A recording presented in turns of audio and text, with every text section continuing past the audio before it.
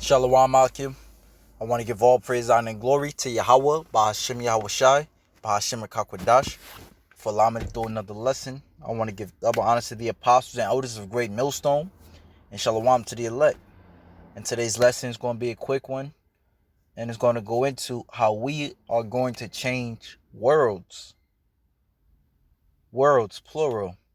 And what I mean by that is because when you go into the word world, which a lot of people have it misconstrued, all right, there are three different definitions.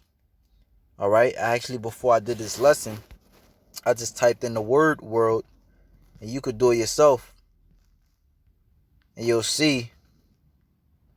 All right, you either get eon, which is a period of time and age. Okay, you'll either get what's the other one? Matthew 24.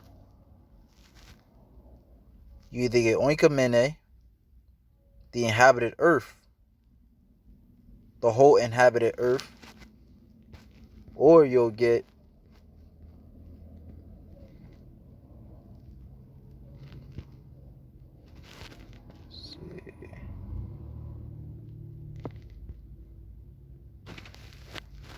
cosmos, an apt and harmonious arrangement or constitution.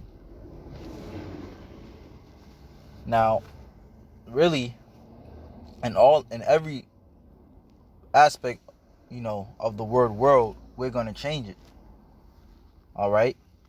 But I want to touch on more so of the cosmos, an apt or harmonious arrangement, because the way this world is ran in harmony. All right? The sun lightens up the day, which when you go into your body, you have something known as I think it's called a meridian clock, to where your body naturally gets energy when it sees the sun out. And then when the sun goes down, you have the lesser light that rules the night, all right? And your body begins to what? Get tired. Okay? Bees, bees pollinate the flowers to then feed other animals. I was watching this show called Our Planet on Netflix, and it was even going to show you how harmonious the earth is, to where you have certain animals that use the bathroom in flowers. And I believe by them using a bathroom in the flowers, taking a shit in the flower, it actually gives the flower the nutrients it needs for particular flowers. So, hey, everything has its particular use. Everything is harmonious. But what's going on now is that you have the wicked. All right? The wicked, which is Esau Edom, the so-called white man, is running this world into the ground. Constantly fracking, constantly drilling, putting chemtrails in the air, which messes up messes up the harmony of things. Because now what? When you putting chemtrails in the air, or you creating these forest fires, you actually kill habitat for particular animals and for humans, and it just messes up the balance of things. For example, you putting chemtrails in the air, it rains. The rain gets into the ocean, into the water. The fishes in the water are either killed or they're now poisonous to eat. Now what? Now where are you going to get your food from? That same rain rains on the grass. Now the ground is contaminated. You have animals on the land, lawful animals that we can eat. Cow, turkey, chicken. They eat off what? They chew off the cud. These animals that are lawful chew off the cud. And as you say, you are what you eat. So now these animals are consuming this poison. So now you as a human are consuming that animal, which has then consumed that poison. You see where I'm going with this? So this man has to go. And that's why the scriptures say, and Isaiah 14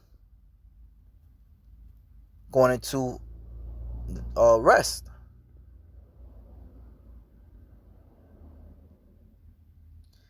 Which I'll start from the top because this is a good chapter. So it says, for Yahawah will have mercy on Jacob. All praise to Yahawah Ba'ashem Yahawashi.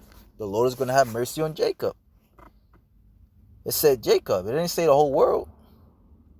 All right. What's that word Jacob? Yahawah. All right. It says son of Isaac, grandson of Abraham, and father of the 12 patriarchs of the tribes of Israel. And the people, Slaki, and Yahawah will have mercy on Jacob and will yet choose Israel and set them in their own land. Okay? So the Most High is showing you separation right here. And the strangers shall be joined with them, Israelite foreigners, and they shall cleave to the house of Jacob. Our people cleaving to Islam, Christianity, idolatry, but they're going to cleave into their power. And the people, as a matter of fact, the Lord said, and according to, I want to say Hebrews 8 and Jeremiah 33, how the Lord is going to put a new heart within us. Just grab that. Hebrews 8. No, 31. So like, I think it's Jeremiah 31 and 31.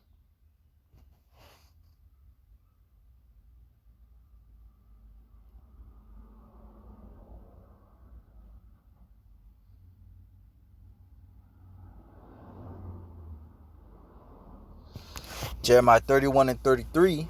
But this shall be the covenant that I will make with the house of Israel after those days, saith Yahawah. I will put my law in their inward parts and write it in their hearts, and will be their power, and they shall be my people. And they shall teach no more every man his neighbor and every man his brother, saying, know the Lord, for they shall all know me, from the least of them unto the greatest of them, saith Yahawah. For I will forgive their iniquity, and I will remember their sin no more. And what's one of the sins? It's like, what's one of the curses because of the sins? Is that we be smitten with madness, and that we will be pushed throughout all four corners of the earth. Okay? Which would inherently make us what? Strangers. Alright? Calling ourselves African Americans, Dominicans. Alright? Taking hold unto the customs of this world rather than the customs of your forefathers. Thinking yourself to be closer to a so-called white man than your brother, all right, a so-called African American. The so-called Hispanics, Native Americans, we all family. But back at Isaiah 14,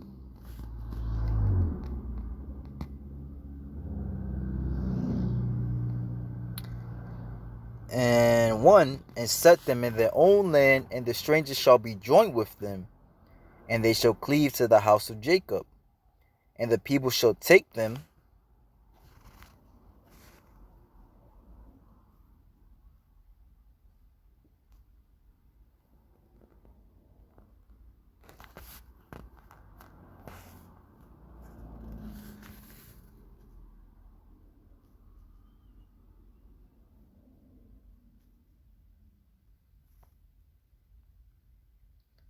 and bring them to their place, and the house of Israel shall possess them in the land.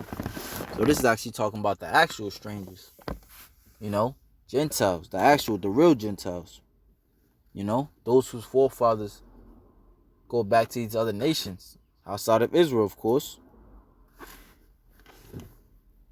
And the house of Israel shall possess them. They who shall lead into captivity shall go into captivity. Apostle Tahar was listening to her on the way to work today. He saw buck breaking, popping a man or his wife or both. Hey, you're going to have to pay for this. And the house of Israel shall possess them in the land, and Yahawah for servants and handmaids. Shall possess them in the land of Yahawah for servants and handmaids, and they shall take them captives, whose captives they were.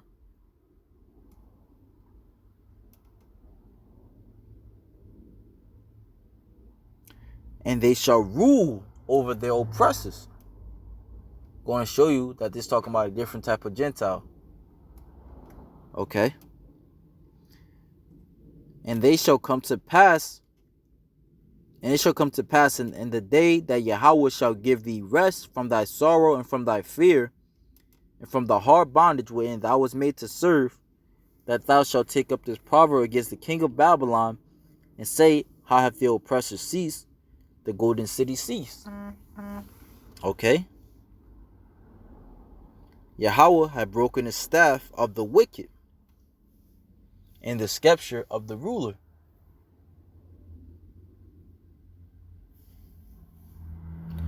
He who smote the people in continual wrath with their continual stroke. He who ruled the nations in anger is persecuted, and none hindereth. The whole earth is at rest, and is quiet. They break forth in singing. You know, the whole earth, meaning the animals, the people. As it says, yeah, the fir trees rejoice at thee, and the cedars of Lebanon saying, since thou laid down, no feller is come against us. Okay? So the trees are going to rejoice. Which that's against the scriptures to chop down trees anyway, man. You know? Especially trees. Let me just grab it. I don't want to butcher it. Let me see. Cut down.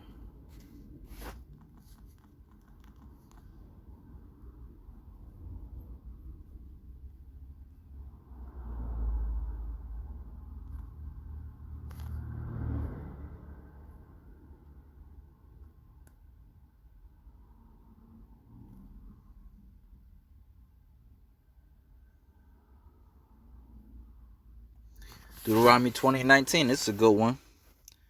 When thou shalt besiege a city a long time, okay, is not the city besieged? All right, you got to pay taxes. That's how you know this city's besieged. And it was even a quote. I can't remember who said it, but he said it was a potent quote. Nevertheless, he said the only thing that's guaranteed in this world is death and taxes.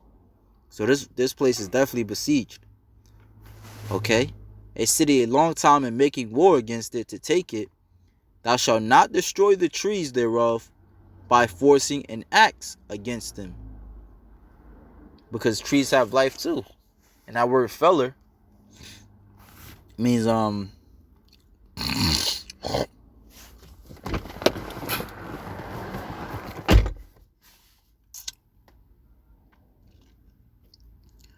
the Hebrew word karaf, to cut, cut off, cut down, cut off a body part, cut off, eliminate, kill, cut a covenant. You know, it's real sad when you see a tree stump just sitting there, man. But it says back at Deuteronomy 20:19.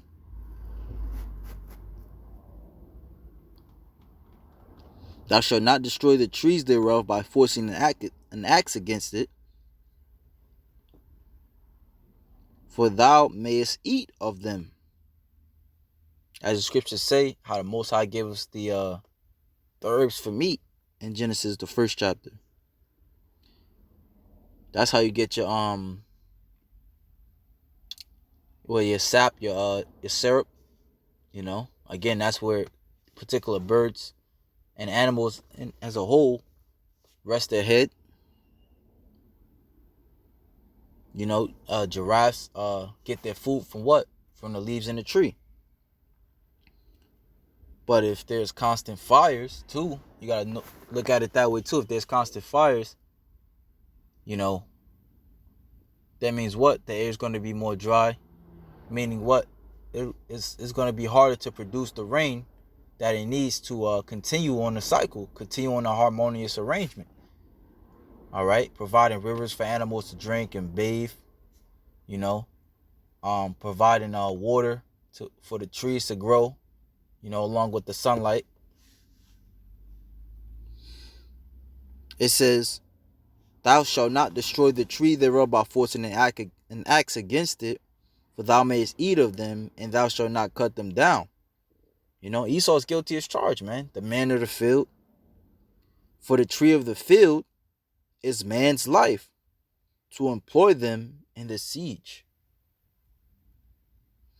Only the trees which thou knowest that they be not trees for meat, thou shalt destroy, and cut them down, and thou shalt build bulwarks against the city that maketh war with thee until it be subdued. So just something quick in the spirit. Hey, we back in rulership, as it says in Proverbs 29. Sirach, the 10th chapter.